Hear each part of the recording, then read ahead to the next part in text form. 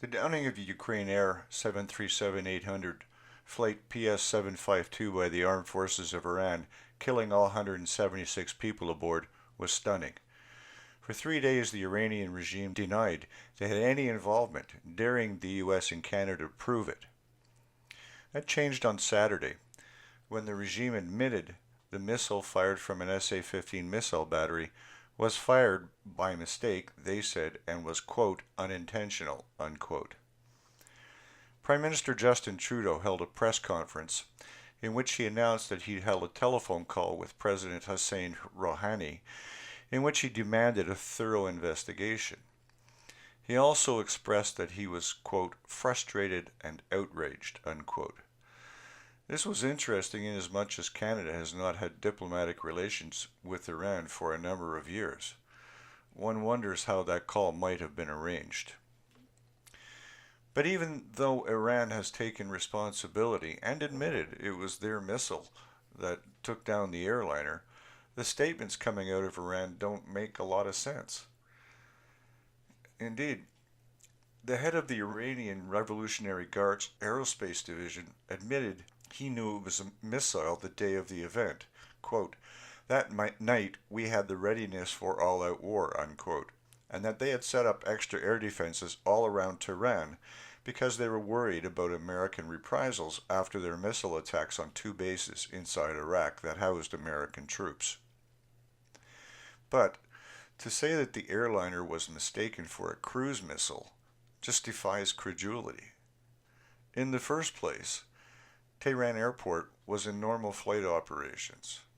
Why that was, when the country was on war footing, is a whole other question. The pilot of PS-752 would have filed a flight plan, which outlines where they are going, the route they are going to take, what time they are leaving, and of course, the tower had to give them permission to taxi out and to take off. Airliners also squawked their identification on transponders, which would have told anybody looking at radar it was a civilian airliner, not a cruise missile. Finally, the plane was gaining altitude and heading away from Tehran, not towards it, as it would have had to be confused with a cruise missile. It wasn't threatening Tehran at all. It's hard to believe that this was a mistake and unintended. Even in taking the blame, the Iranian regime tried to offload some of the responsibility on American, quote, adventurism, unquote, in the region. And then they were supported by the useful idiots in the media at Trudeau's press conference, who kept asking and tried to get him, the Prime Minister, to blame Trump for the actions of Iran. What nonsense.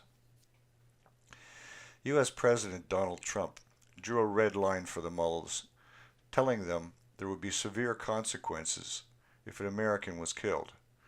On December 27th, they executed a rocket attack at the K-1 air base in Iraq. An American contractor was killed, and several servicemen were wounded. They crossed the line. Then units of Iranian-controlled Hezbollah attacked the American embassy in Baghdad. Fortunately, the security defenses held this time. General Soleimani was in Baghdad.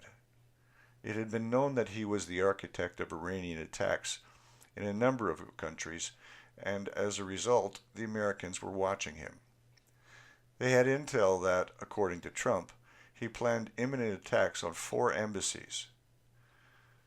They made the decision to take him out, and they did so with a well-planned surgical strike. When you have the opportunity to take out an enemy commander on the battlefield, you do, plain and simple.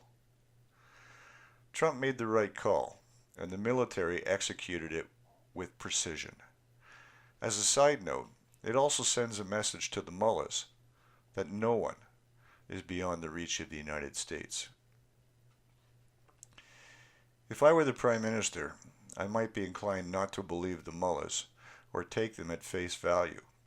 After all, they're always lying their faces off. It also underlines why the Prime Minister must name the Revolutionary Guards as a terrorist organization as the US has done, and why Iran must never be allowed to get a nuclear weapon. Finally, it also seems that the stage-managed crowds, depicted as mourners for Soleimani's funeral, are now marching in the streets of Tehran demanding the ouster of Ayatollah Khamenei. They need to be encouraged and helped out as much as possible. For True North, I'm Leo Knight.